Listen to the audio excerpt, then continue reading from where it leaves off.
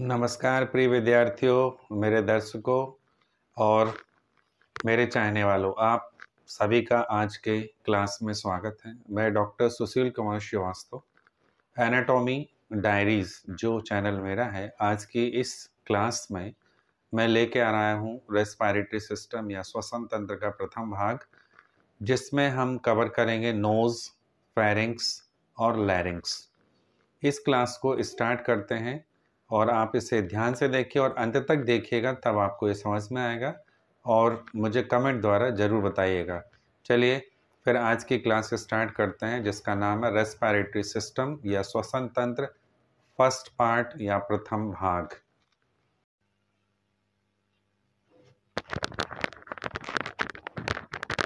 आज का टॉपिक है एनाटॉमी डायरीज में मेरा रेस्पिरेटरी सिस्टम पार्ट 1, जिसे हम हिंदी में श्वसन तंत्र कहते हैं। इस क्लास में रेस्पिरेटरी सिस्टम का इंट्रोडक्शन, इसमें नोज़, फेरिंक्स और लैरिंक्स, इन चीज़ों को मैं कवर करूँगा। इंट्रोडक्शन या परिचय। The cells of the body need energy for all their metabolic activities. Most of this energy is derived from chemical reactions, which can only take place in the presence of oxygen. The main waste product of these reactions is carbon dioxide. The respiratory system provides the route by which the supply of oxygen present in the atmospheric air enters the body, and it provides the route of excretion for carbon dioxide. अब इसे हिंदी में समझिए। जो sales होती हैं उनको कार्य करने के लिए ऊर्जा चाहिए और वह ऊर्जा उनको मेटाबॉलिक एक्टिविटीज़ के द्वारा प्राप्त होती है। ये जो एनर्जी है वो केमिकल रिएक्शन से मिलती है और वो केमिकल एनर्जी प्रोड्यूस होती है ऑक्सीजन की उपस्थिति में, और इसमें जो वेस्ट प्रोडक्ट बनता है रिएक्शन के बाद वो होता है कार्बन डाइऑक्साइड। रेस्पिरेटरी सिस्टम या श्वसन तंत्र ऑक्सीजन को प्रोवाइड करने का रास्ता प्रदान करता है और जो वेस्ट प्रोडक्ट कार्बन डाइऑक्साइड बनती है उसको बाहर निकालने का रास्ता देता है। The organs of the respiratory system are nose, pharynx, larynx, trachea, two bronchi, bronchioles and smaller air passages, two lungs and their coverings, the pleura, muscles of breathing, intercostal muscles and diaphragm. जो हमारा श्वसन तंत्र है वो निम्नलिखित अंगों का बना होता है। नंबर 1 नोज या नासिका, नंबर 2 फेरिंक्स या ग्रशिका, नंबर 3 लैरिंक्स या कंठ या स्वर यंत्र जहाँ से हमारे स्वर उत्पन्न होते हैं, ट्रैकिया श्वास नलिया कहते हैं इसको, 2 ब्रोंकाई और ब्रोंकियोल्स और छोटे छोटे श्वसनिया, 2 लंग्स या फेफड़े और उनके बाहर पाए जाने वाला कवर जिसे प्लूरा कहते हैं, और मसल्स ऑफ ब्रीथिंग यानी श्वास में मदद करने वाली जो मांसपेशियां होती हैं, इंटरकॉस्टल मसल्स ये हमारे रिब्स के बीच में मिलती हैं, और डायाफ्राम ये भी मस्कुलर बैंड है जो थोरेसिक कैविटी और एब्डोमिनल कैविटी के बीच में पाया जाता है। ये श्वसन तंत्र का डायग्राम है, इसे ध्यान से देखिए। इसमें nasal passage, nasal cavity plus paranasal sinuses और नॉस्ट्रल्स दिखाई दे रहे हैं। ओरल कैविटी नीचे की तरफ है, नेजल कैविटी उसके ऊपर है, और आकर के कॉमन पैसेज मिलता है फेरिंक्स में। उसके बाद लैरिंक्स, ट्रैकिया और फिर 2 हमारे lungs.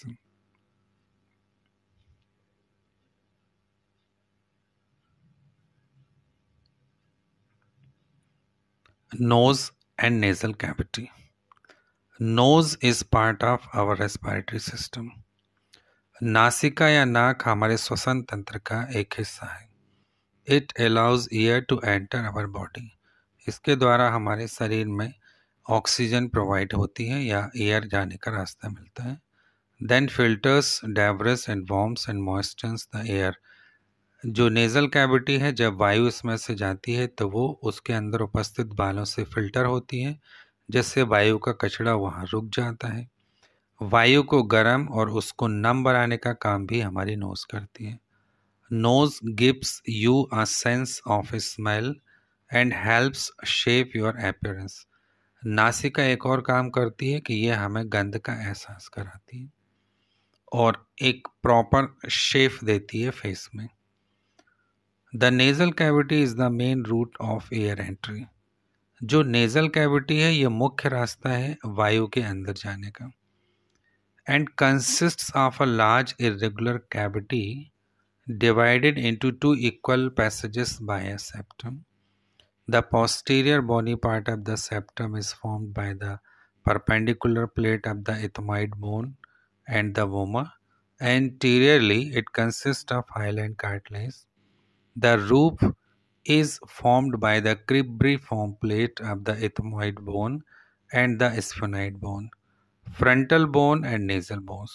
The floor is formed by the roof of the mouth and consists of the hard palate in front and the soft palate behind.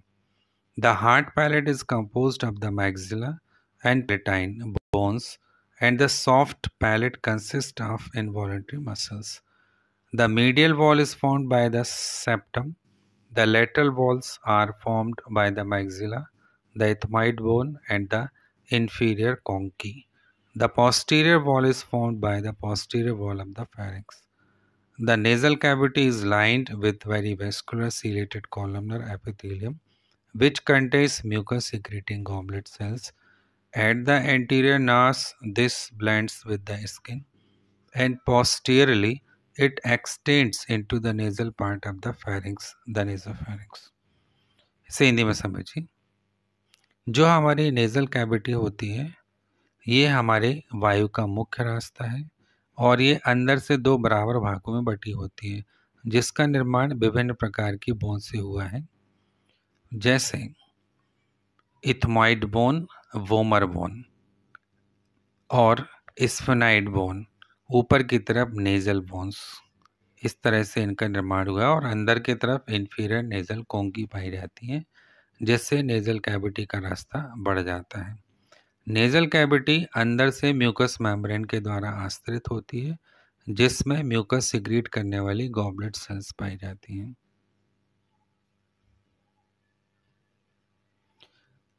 ये नेजल कैविटी का डायग्राम है. इसमें देखिए एक्सटर्नल नार्श या एक्सटर्नल नॉस्ट्रल जहाँ से वायु अंदर प्रवेश करती है, फिर इंफीरियर नेजल कोंका, मिडिल नेजल कोंका और सुपीरियर नेजल कोंका से वायु होती हुई पीछे नेजोफेरिंक्स से होती हुई लैरिंग्स में प्रवेश करती जहाँ से ट्रैकिया और लंग्स में जाती है. Openings into the nasal cavity. The anterior nares or nostrils are the openings from the exterior into the nasal cavity. Nasal cavity के बाहर की तरफ जो छिद्र उपस्थित होते हैं उनको हम एक्सटर्नल नार्स या नॉस्ट्रल्स कहते हैं जहाँ से वायु अंदर प्रवेश करती है. Nasal hairs are found here coated in sticky mucus. यहाँ पर नाक के अंदर छोटे छोटे बाल पाए जाते हैं और वहाँ पर म्यूकस उपस्थित होता है जिससे वहाँ की स्थिति स्टिकी हो जाती, चिपचिपी होती है. The posterior nares are the openings from the nasal cavity into the pharynx. इसी प्रकार अंदर की तरफ नेजल कैविटी इंटरनल नॉस्ट्रल्स के रूप में फेरिंक्स में खुलती हैं. The paranasal sinuses are cavities in the bones of the face and the cranium containing air. इसी प्रकार नेजल कैविटी के चारों तरफ कुछ वायु वेवर पाए जाते हैं जिनको पैरानेजल साइनसेस कहते हैं. There are tiny openings between the paranasal sinuses and the nasal cavity. They are lined with mucous membrane continuous with that of the nasal cavity. The main sinuses are maxillary sinuses in the lateral walls, frontal and sphenoidal sinuses in the roof, ethmoidal sinuses in the upper part of the lateral walls. The sinuses are involved in speech and also lighten the skull. The nasolacrimal ducts extend from the lateral walls of the nose to the conjunctival sacs of the eye. They drain tears from the eyes. Respiratory function of the nose. The nose is the first of the respiratory passages through which the inspired air passes. in the nasal cavity. Air is warmed, moistened, and filtered. The three projecting conchi increase the surface area and cause turbulence, spreading inspired air over the whole nasal surface. The large surface area maximizes warming, humidification, and filtering. The nose is the organ of the sense of smell or olfaction. जो nasal cavity के आसपास पैरानेज़ल sinuses होते हैं उनमें वायु भरी रहती है, जिसके कारण हमारा स्कल हल्का महसूस होता है, हमें उसका वजन नहीं लगता। साथ ही ये आवाज़ में गूंज उत्पन्न करते हैं बात करते समय। इसका मेन जो काम होता है नेज़ल कैविटी का, अंदर प्रवेश करने वाली वायु को हमारे शरीर के अनुरूप टेम्परेचर प्रदान करना, उसको नमी देना, उसको फिल्टर करना और साथ ही उसमें जो गंध होती है उसका एहसास दिलाना। ये नेज़ल कैविटी का मेन वर्क होता है। Pharynx. The pharynx is a passageway about 12 to 14 centimeter long. It extends from the posterior nares and runs behind the mouth and the larynx to the level of the sixth thoracic vertebra, where it becomes the esophagus. For descriptive purpose, the pharynx is divided into three parts: nasopharynx, oropharynx and laryngopharynx. जो pharynx होता है वो लगभग 12 से 14 centimetre लंबा होता है और यह एक पैसेज है, फूड, ड्रिंक और एयर के लिए कॉमन पैसेज देता है। यह पोस्टीरियर नार्स से लेकर के पीछे जब तक ईसोफेगस नहीं आ जाती तब तक ये पाया जाता है और इसके तीन हिस्से होते हैं। पहला नेजोफेरिंक्स जिसका संबंध नेजल कैविटी से होता है, दूसरा ओरोफेरिंक्स और तीसरा लैरिंगोफेरिंक्स। लैरिंगोफेरिंक्स का कनेक्शन ईसोफेगस से होता है। इसके जो कार्य होते हैं, फंक्शंस, एक होता है passage way for air and food, यानी एक रास्ता देता है वायु के लिए और भोजन के लिए, और दूसरा इसका मेन वर्क होता है उनको गर्म करना वायु को और उसको नमी देना।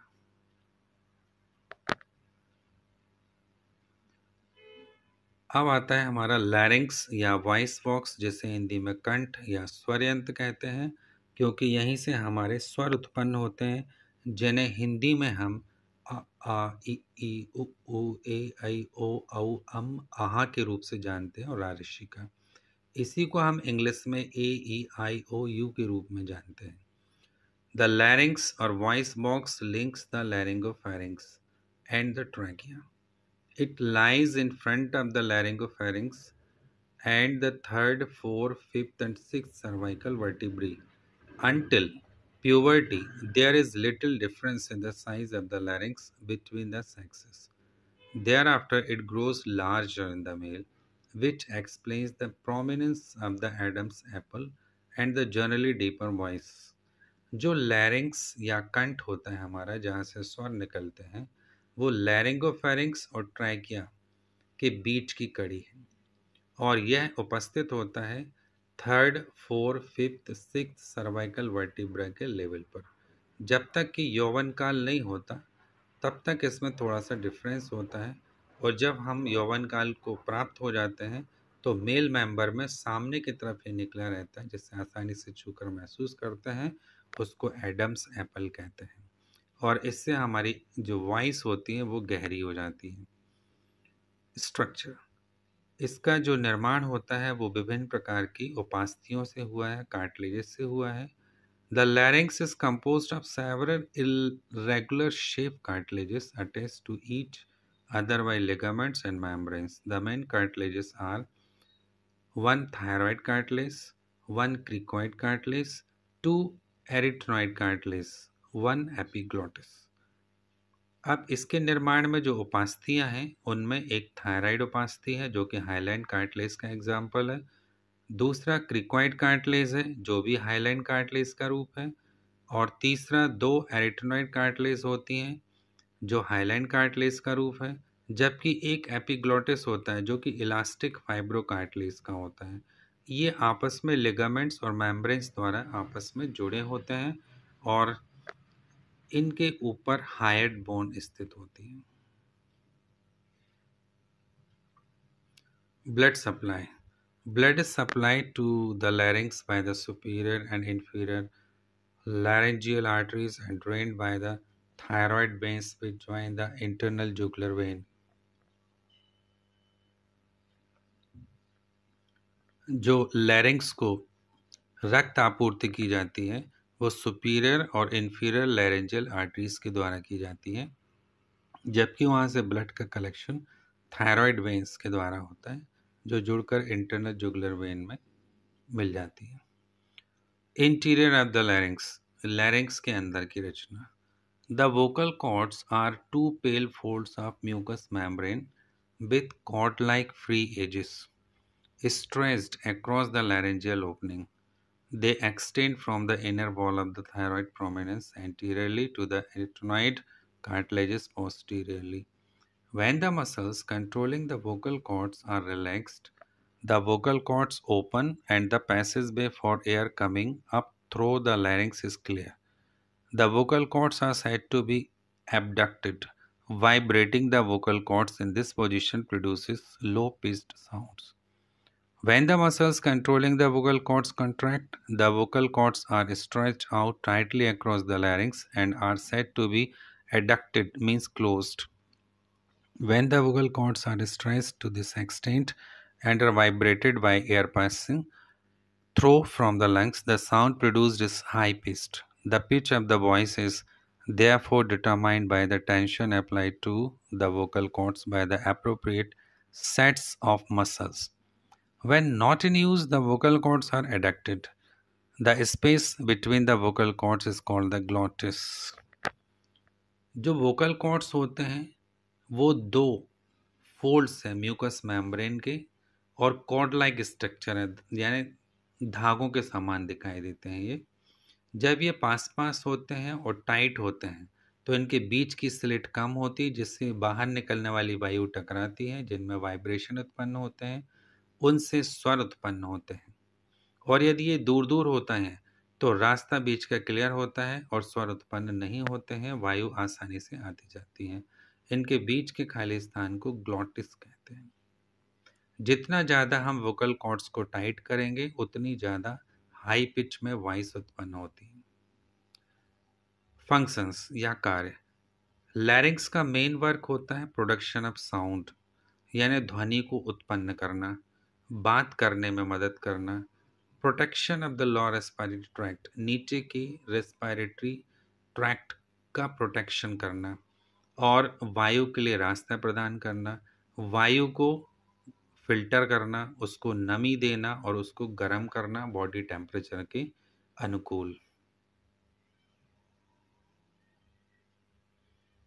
ये लैरिंक्स का डायग्राम है, इसको ध्यान से देखिए। इसमें ऊपर की तरफ एपिग्लोटिस दिख रहा है। जब भी हम कुछ भी खाते पीते हैं तो एपिग्लोटिस उस चीज को इस तरीके से कर देता है कि वो ग्लोटिस को बंद कर देता है ताकि खाने पीने की चीजें लैरिंक्स के अंदर ना जाए, ईसोफेगस में जाए। हाइड बोन दिखाई दे रही है, उसके नीचे थायराइड मेम्ब्रेन, फिर हमें thyroid cartilage, middle cricoid ring दिखाई दे रही है, क्रिकॉइड कार्टिलेज, और नीचे की तरफ ट्राइकल कार्टिलेजेस दिखाई दे रहे हैं।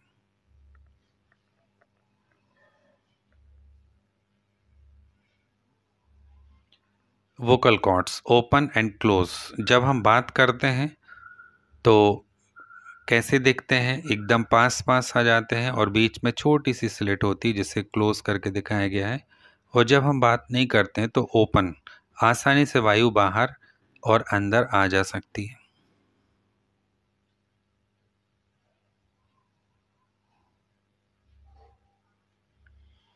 थैंक यू वेरी मच, आपने इतने ध्यान से मेरे वीडियो को देखा सुना। यदि आपको पसंद आया हो तो प्लीज़ सब्सक्राइब कीजिए, लाइक कीजिए और शेयर कीजिए। आप लोगों का बहुत बहुत धन्यवाद। अगले वीडियो में फिर आपसे मिलते हैं रेस्पिरेटरी सिस्टम का सेकंड पार्ट लेकर। तब तक आप मुस्कुराते रहिए। नमस्कार, जय हिंद।